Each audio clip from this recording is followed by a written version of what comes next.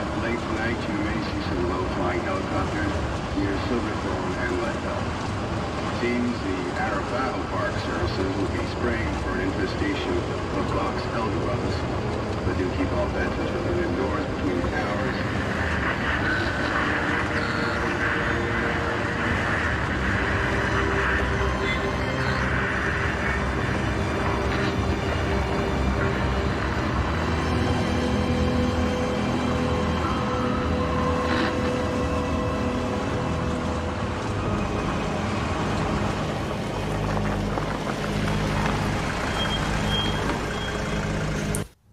Aujourd'hui, nous allons voir un synonyme, un terme anglophone se rapprochant du mot survivre en français.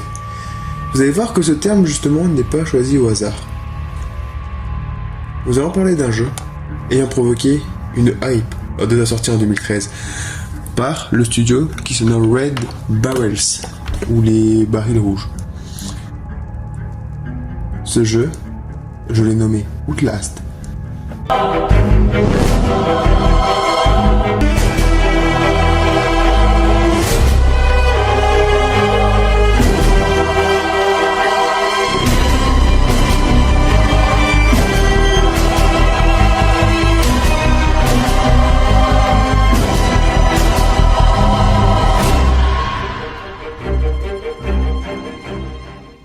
Donc aujourd'hui, nous allons voir justement Outlast premier du nom et non pas le DLC. On se réserve justement le droit de faire plusieurs vidéos dessus car nous aimons énormément ces jeux. Petit avertissement d'ailleurs, si vous n'avez jamais joué, si vous n'avez pas vu d'image, nous allons spoil. Certaines images peuvent être choquantes pour les plus jeunes. Nous avons également mis un avertissement en début de vidéo d'ailleurs, dans l'introduction. Sur ce, bonne vidéo. Dans ce jeu, vous incarnez Miles Upshur, un journaliste ayant reçu un mail par un whistleblower, un lanceur d'alerte. J'aimerais justement ouvrir une parenthèse pour définir les lanceurs d'alerte. Ce sont des personnes qui dénoncent des informations portant sur des crimes ou des délits sans contrepartie, tels que par exemple un des plus connus qui s'appelle Edward Snowden. Je vous laisserai vous renseigner si cela vous intéresse. Fin de la parenthèse. Donc pour reprendre, Miles se dirige vers l'asile de Mount Massive. Il s'arrête au niveau du portail pour aller enquêter. Chou et moi-même divisons ce jeu en 3 grandes parties. Pour ceux qui connaissent le jeu ou ayant vu les images et se rappelant, donc pour nous, la première partie se divise du moment où Miles justement arrive à l'asile jusqu'au moment où est-ce qu'il se fait attraper par le scientifique. Nous allons voir son identité plus tard dans la vidéo. La seconde partie, donc du scientifique au moment où est-ce qu'il nous attrape, jusqu'à l'ascenseur que l'on déverrouille après avoir vu justement après avoir vu le père Martin brûler malheureusement. Et pour finir, la dernière partie, donc du moment de l'ascenseur, vous l'avez compris, jusqu'au crédit de fin. Vous allez enquêter en prenant le point de vue de Miles, découvrant que le groupe Murkoff, donc le groupe ayant fondé l'asile, a une image très sympathique, mais finalement n'est pas aussi sympathique que ça dans l'ombre. Dans cette seconde partie, nous allons voir justement les différents personnages. On a choisi de faire les personnages les plus importants. Donc pour commencer, donc Miles Upshur, donc vous / le joueur / le protagoniste, un journaliste courageux qui serait né dans les années 80, faisant entre 1m89 et 1m88 selon le wiki. Il serait devenu journaliste freelance car il s'était viré postant des preuves entre guillemets, excusez-moi, inacceptables. On n'en sait pas plus. Peut-être des fausses preuves, ou peut-être qu'il est trafiqué. Des preuves qui ont été inventées, ou des preuves qu'il aurait falsifiées. C'est toujours selon le wiki, de ce que j'avais vu. Il vivrait à Washington DC, la capitale de l'Amérique. plutôt des États-Unis. On va plutôt dire des États-Unis. Il apparaît comme avoir la vingtaine. Ce qui normalement devrait nous indiquer que le jeu devrait se débuter début des années 2000. Mais le jeu se débute à peu près début année 2000-2010. Son caméscope à vision nocturne,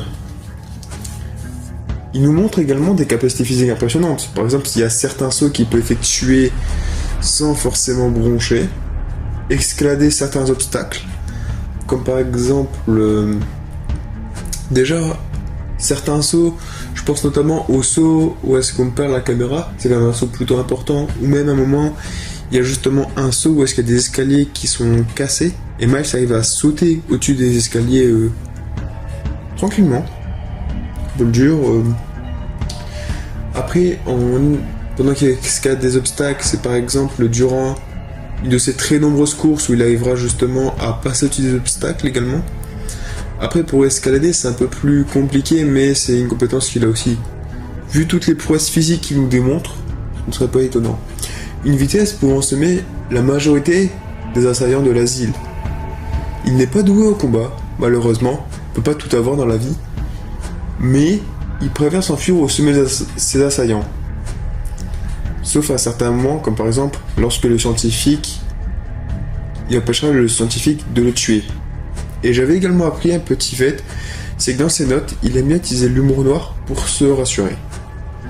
Donc déjà, on nous présente un personnage qui est plutôt typé physiquement déjà un peu comme un adolescent, un jeune adulte dans les universités américaines qui ferait du sport, etc. Qui est plutôt intellectuel, malgré qu'il ait énormément de muscles, comparé à ce stéréotype dans les films. Lui, il arrive quand même à avoir ce semblant de réflexion. Et nous allons voir Martin Archimbaud, ou Archimbaud, je ne sais pas le prononcer. Donc, c'est le père Martin. Donc déjà, il nous apparaît comme étant un homme âgé avec une expression qui peut faire peur. Hein. Franchement, la première fois que Chou et moi nous avons vu le père Martin, moi, en vrai, son visage, il disait des paroles douces, hein, il avait l'air gentil, hein. Mais vraiment, moi, j'avais ultra peur. Justement, il a l'air d'être assez âgé, donc on va dire au minimum la soixantaine. Il porte une genre de camisole noire déboutonnée, jusqu'aux chevilles comme des robes.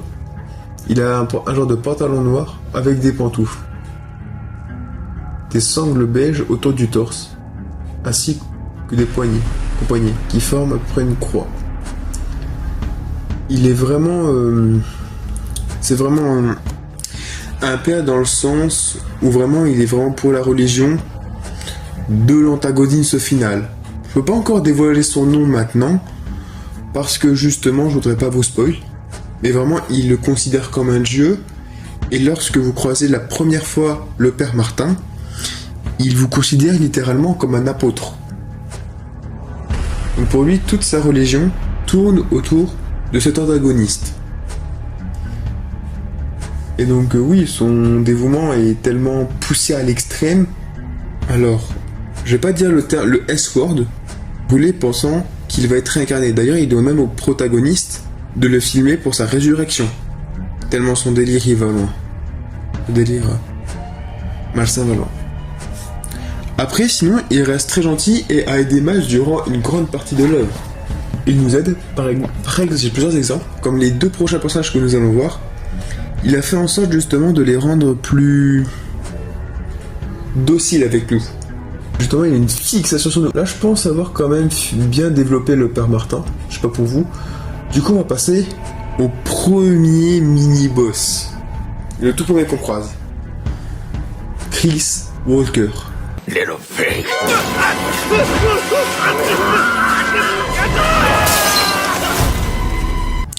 Chris Walker est justement ce qu'on pourrait appeler un blessé de guerre.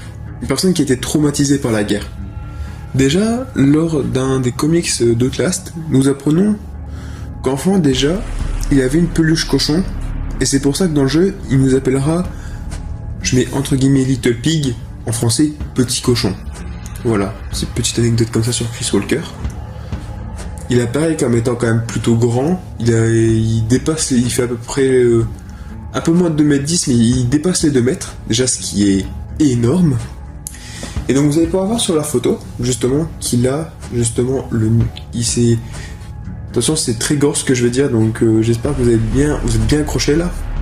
Donc, la peau sur son front qu'il se serait arraché pour, de ce qu'il a dit, ouvrir son 3e œil. Ensuite, il se serait aussi arraché le nez, ça je ne sais pas pourquoi. Il a également des chaînes au niveau des mains, à chaque poignet. Il a de grosses chaînes, comme des menottes, et il y a des chaînes qui pendent. Il a un très gros pantalon marron militaire, il veut vraiment penser à des militaires, ainsi que des bottes. Il a une force surhumaine, il est capable de décapiter des gens à main nue. C'est-à-dire qu'en fait, il peut vous choper, en fait, il vous chope par la tête, ensuite il vous prend avec son autre main par le torse et il peut vous arracher la tête comme ça d'un coup. Très intelligent, il a des sens aiguisés, par exemple, au tout début, lorsque on arrive au local de sécurité pour ouvrir la porte et que le père Martin désactive le courant. Donc nous cachons dans le casier et justement Chris entre, il sent, il fait « je suis passé par ici ». Donc déjà ce qui montre que malgré son absence de nez et le fait qu'il se soit scarifié le visage, il reste quand même très intelligent à pouvoir également tendre des pièges. Ou bien par exemple, je me rappelle d'un autre moment, lorsque on est dans un égout, un moment par exemple, il viendra tenter de nous choper. Par exemple, lorsque justement dans l'égout, on peut passer par un petit raccourci, mais on doit justement s'accroupir. Et à ce moment-là, il peut se mettre à attendre comme ça qu'on sorte pour nous choper. Justement, une partie de ses blessures, de ses cicatrices, donc que ce soit son nez, ses lèvres, pas son 3e œil, mais enfin pas son front, mais son nez ou ses lèvres, qui seraient causées par une anxiété extrême, car Chris, avant d'être interné, il était militaire et il a vécu énormément de traumatismes. Je pourrais même pas tout vous dire parce que justement je n'en connais pas beaucoup, mais après il fut interné, il fut tellement sur les règles de sécurité, etc., que un moment, avant d'être réinterné, il travaillait pour Murkoff. Donc là on va parler donc des deux personnages. Donc le père Martin a réussi à rallier à sa cause et qui nous attaque pas au début. J'ai nommé les jumeaux. L'un est chauve et l'autre a pas beaucoup de cheveux. Ils sont nus et ils obéissent au père Martin. Et ils peuvent vous one-shot dans les douches, si je me trompe pas, peu importe le mode de jeu. On va ensuite voir justement le scientifique. Made the right choice here, buddy. Hey, you're that bullshit priest's guy, aren't you?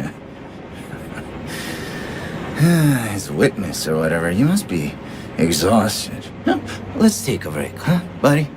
The old 2-martini lunch? Have a little confab, blah blah. Nommé Richard Traeger. Donc, Traeger, je l'appelle Traeger parce que c'est beaucoup plus simple, on l'appelle Richard Traeger, simplement.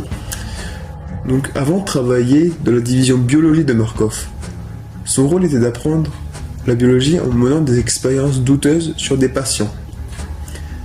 Il faut aussi noter, Traeger Miles exprime une opinion sur Traeger et il dit, donc je mets des guillemets, c'est connard sorti d'une école de commerce.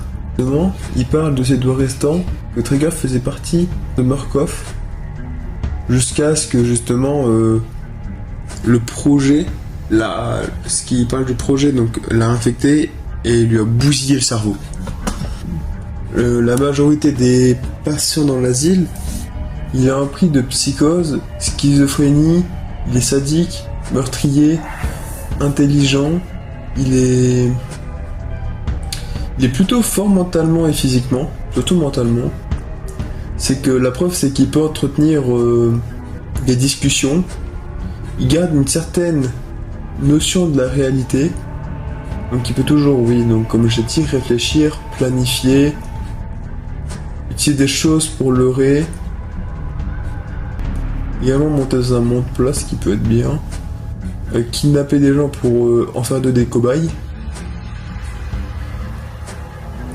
Donc voilà. Et aussi on peut dire qu'il a aussi coupé la langue d'un patient pour l'utiliser pour qu'il lâche ses enveloppes. Il a également retiré l'index droit et l'annulaire gauche de Miles afin de les revendre. Moi je dis ça, mais il aurait pu faire mieux. Il aurait pu couper le majeur et le doigt... c'est pas l'auriculaire, mais le majeur ainsi que le doigt entre le majeur et l'auriculaire. Comme ça, Miles, il aurait pu avoir la main en mode Spider-Man.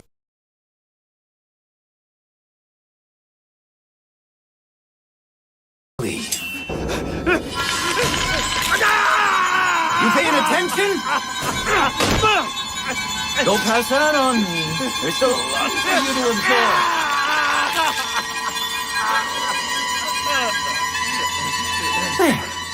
There, right? Here's how we cheat here. We made a consumer to the means of production. This thing is gonna sell itself.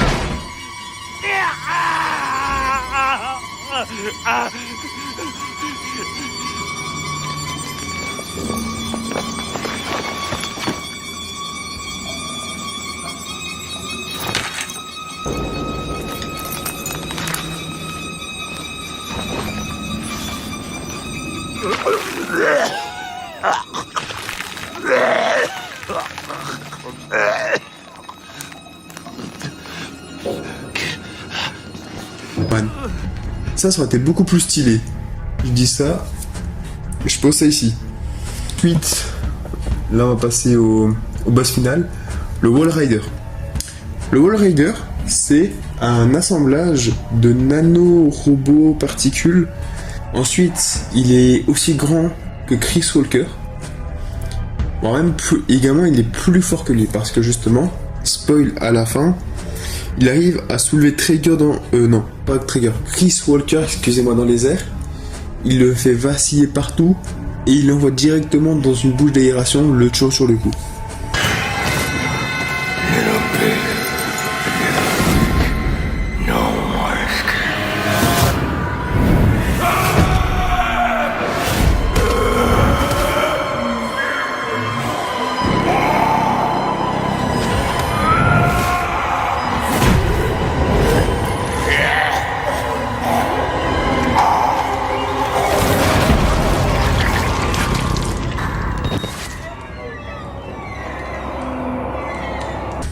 Merci Wall Rider d'ailleurs, sur ce coup là t'étais un goat. Et également aussi, que ce soit dans le 1 ou dans le DLC, il fera quelques apparitions. Lorsqu'il est loin du joueur, on ne le verra pas sans caméra. Par contre, lorsqu'il sera proche du joueur, là il y a possibilité de le voir. Donc la personne dirigeant, enfin contrôlant cet essaim de nanorobot se nomme Billy. Du coup, ce projet a été de base créé par Dr Wernicke qui est... Donc ce projet, c'est de créer justement des soldats qui sont dans un état de rêve lucide pour qu'ils puissent contrôler justement cet essaim. Et pour ce faire, ils doivent justement être confrontés à un stress intense, réussir à faire des rêves lucides, mais c'est très compliqué à faire, surtout sur une aussi longue durée. Donc c'est pour ça d'ailleurs que le docteur Wernicke a été mort par les médias afin qu'il puisse faire ses expériences en secret tranquillement. Là, comme j'ai dit, soit début d'année 2000, soit début d'année 2010, aux États-Unis. Et pour finir, nous allons voir des théories. Donc, comme théorie, donc il y a par exemple du coup le protagoniste posséderait le Wall Rider à la fin du jeu. Mais je ne peux pas confirmer, je ne peux pas réfuter la théorie avant qu'on parle du DLC. Ensuite, on va passer à des théories que j'ai moi-même imaginées, dont celle-ci. Pour moi, les capacités du Wall Rider ont été guillemets subtilisées ou copiées par justement les personnes travaillant sur le projet. Comme par exemple la super force qui viendrait justement pour moi de Chris Walker.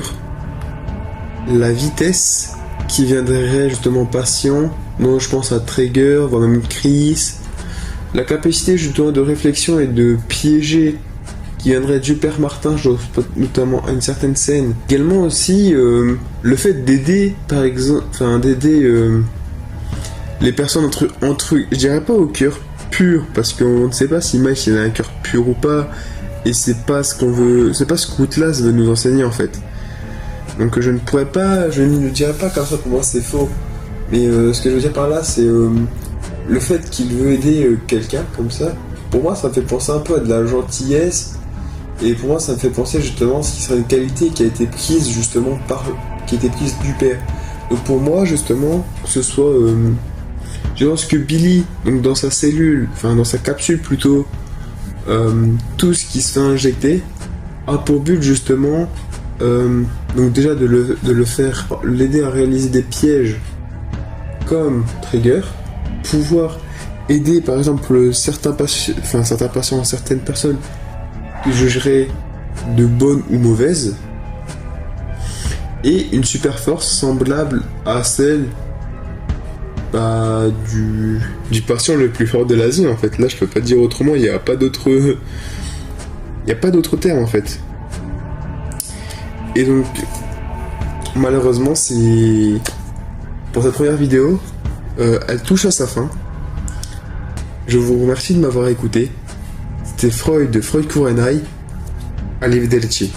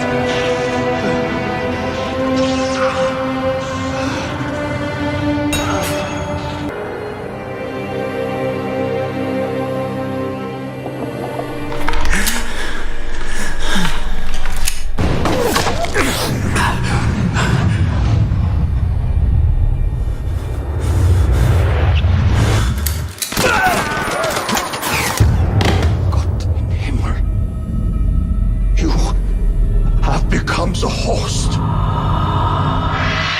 Jesus God, what is that thing? Get it! Go back!